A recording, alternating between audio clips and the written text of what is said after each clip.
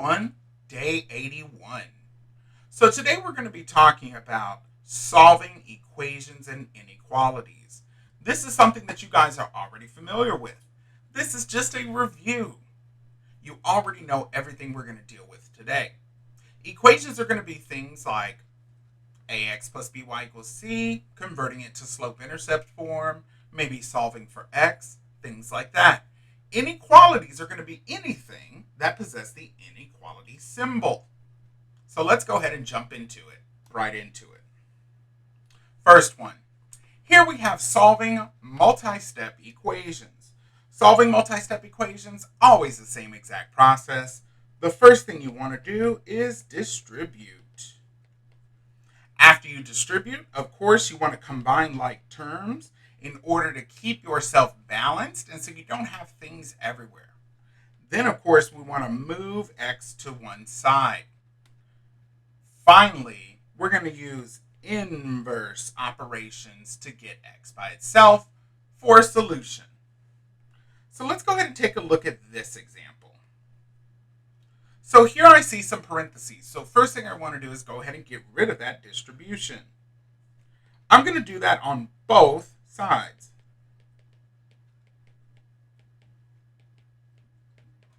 Now I'm going to go ahead and combine like terms. So I take a look at my left side, and I see that my left side does not have anything to combine.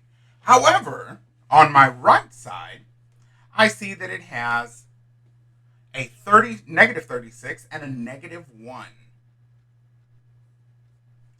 So what I want to do is go ahead and put those together. I'm going to copy everybody that doesn't change over again in the same color. However, the ones that change, I'm going to put in purple.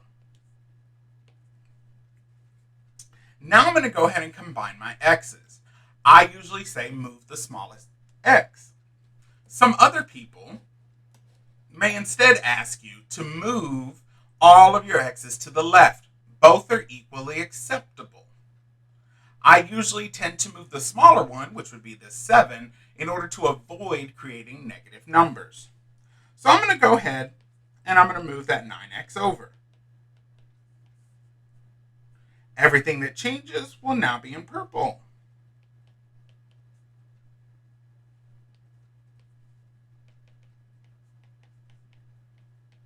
All right. Now I go ahead and I take a look at my variable. I see that my x has 2 items that are bothering it because my x wants to be by itself. So what do? Exciting move, great divide.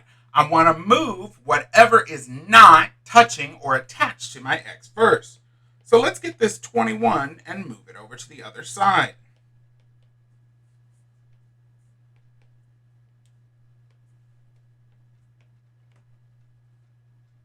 Now I can go ahead and divide by my coefficient, negative 2. So I'm going to divide everything I see by negative 2. And I end up with a final answer of 29, positive 29. I can verify my solution by taking a look at my calculator.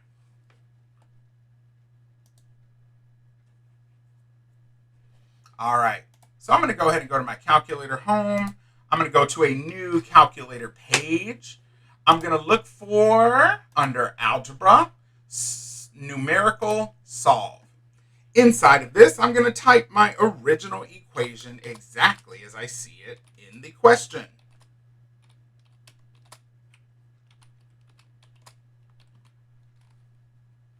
Then I'm going to put comma, whatever variable I'm looking for.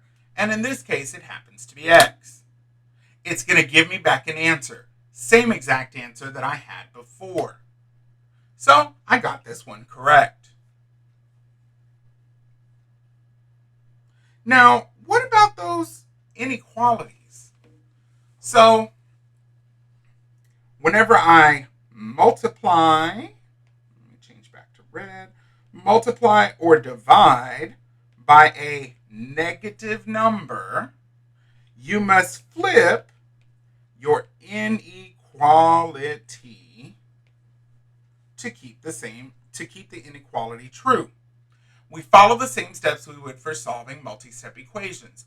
Our answers must be written in the following form. So they need to look like this.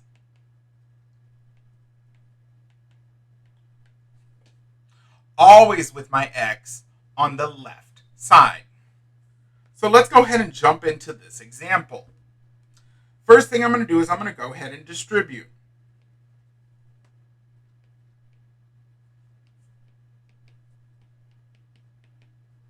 I asked myself,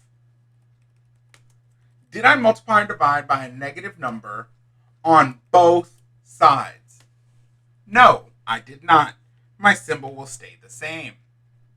Now I want to get all of my x's together. It doesn't matter who's smaller or bigger.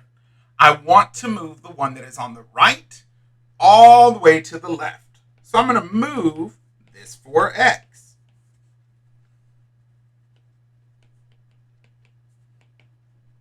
I asked myself again, did I multiply or divide by a negative number? I did not. Therefore, my symbol will stay the same. Now I focus in on my variable a little more. I see that it's being bothered by two separate things, an 8 and a negative 10. I want to get rid of the item that is not touching x in order to make sure that I don't start creating fractions.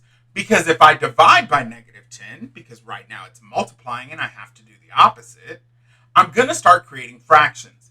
I don't want to do all of that. So I'm going to move the 8, exciting move,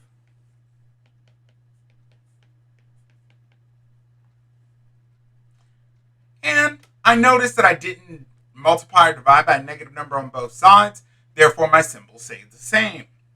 Now I'm going to go ahead and get rid of that coefficient.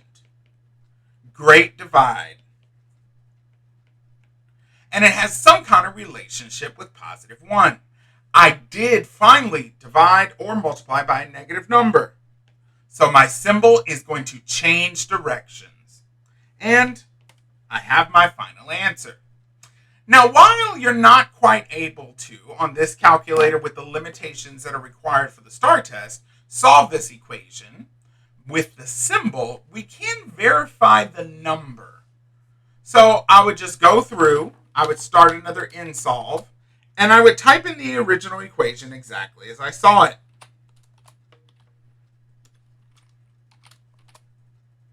However, I put an equal sign instead of my inequality, comma x, and I got a positive 1. Same exact thing I had before. So I most definitely got this question correct. All right, let's go ahead and take a look at the next one. Here, they want us to solve for standard from standard form to slope-intercept. Now, I usually don't like to go with those steps. Always last two steps, exciting move, great divide. We focus on which one we want by itself, and we move everybody else. So let's take a look at an example. So here I need to make it look like y equals mx plus b, meaning I need my y by itself. First thing I'm going to do is get rid of whatever is not touching my y. Exciting move.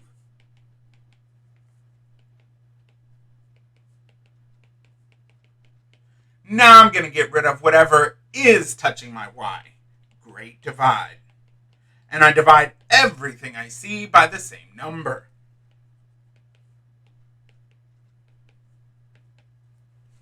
Alrighty. So, that is everything for today. And I want you guys to go ahead and get started on the example questions. I will see you next time.